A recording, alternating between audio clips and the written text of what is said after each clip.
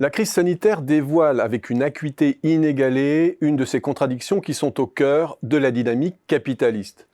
Ces contradictions qui font le lit des grandes crises, qui ont jalonné son histoire, mais dont le dépassement est aussi le moteur de sa transformation.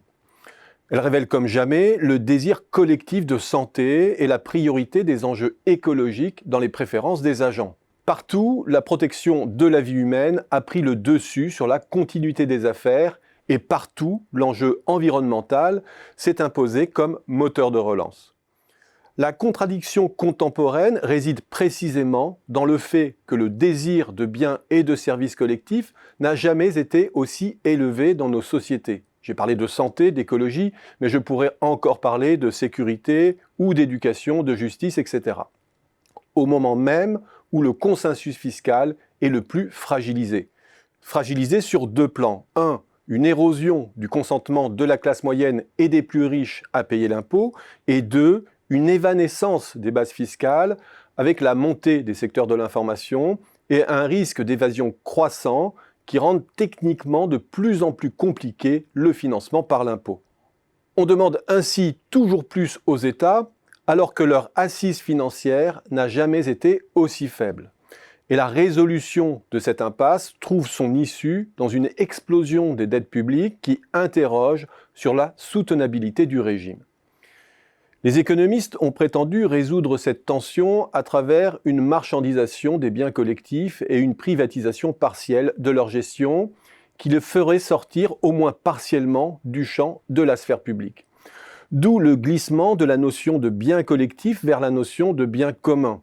Le coût des premiers étant socialisé via les prélèvements obligatoires et leur accès étant gratuit et égalitaire, les seconds pouvant être soumis à des barrières de prix qui en rentabilisent la gestion, mais qui différencient leur accès selon les capacités financières des individus.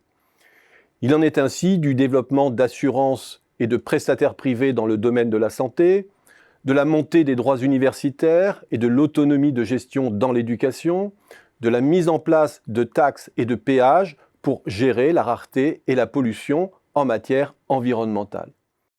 Cette privatisation partielle offre des opportunités nouvelles de création de valeur dans la sphère marchande qui sont au cœur de la croissance des dernières décennies dans les économies avancées. Mais cette bascule vers une gestion, un financement privé et une mise en concurrence favorise la segmentation par gamme et clientèle qui génère de redoutables problèmes d'iniquité et dans le pire des cas de barrières à l'accès pour les plus pauvres. Cette évolution bute aujourd'hui sur un problème d'acceptabilité des populations, d'exaspération des classes moyennes déclassées qui mine la cohésion sociale dans toutes les sociétés développées. Le caractère anti-redistributif des taxes et divers signaux pris en matière d'environnement butent sur le même écueil. Et sur le plan de l'efficacité, le bilan est tout aussi calamiteux.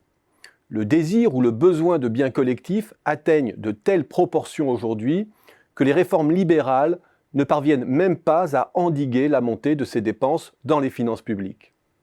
Partout, le poids de ces dépenses augmente sous l'effet 1 d'une montée des prix, des médicaments, des équipements, des technologies, et 2 d'une érosion de la part des circuits de financement public qui demeurent très en deçà des promesses des réformes libérales.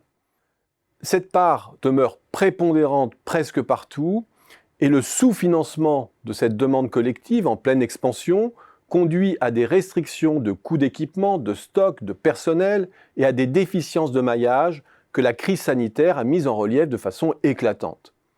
Concernant l'écologie, le bilan est plus désastreux encore. La poursuite du mythe selon lequel la transition écologique pourrait relever d'arbitrage et de financement de marché, guidée par des taxes punitives, bute sur une réalité irréductible. Il faudrait augmenter d'un facteur de 5 à 10 les taxes existantes pour commencer à avoir une prise sur les comportements privés à la hauteur des objectifs climatiques. Autant dire, un objectif intenable pour des gouvernements rivés sur un horizon électoral court et confrontés à un climat social de plus en plus explosif. Résultat, alors que les gouvernements sont les seuls acteurs qui pourraient impulser de façon coordonnée la transformation écologique à travers leurs choix d'investissement, de R&D et de consommation, face à l'urgence du compte à rebours du réchauffement climatique, il ne consacre qu'une part dérisoire à cet enjeu massif et prioritaire. Ce faisant, il condamne la soutenabilité de nos régimes de croissance. Bref, l'État n'a jamais été aussi incontournable. L'argent gratuit lui permet certes aujourd'hui de différer l'impasse d'une fiscalité qui s'étiole, mais cela ne durera qu'un temps. Et sans nouveau pacte fiscal, nos économies contemporaines courent au-devant d'une crise fatale.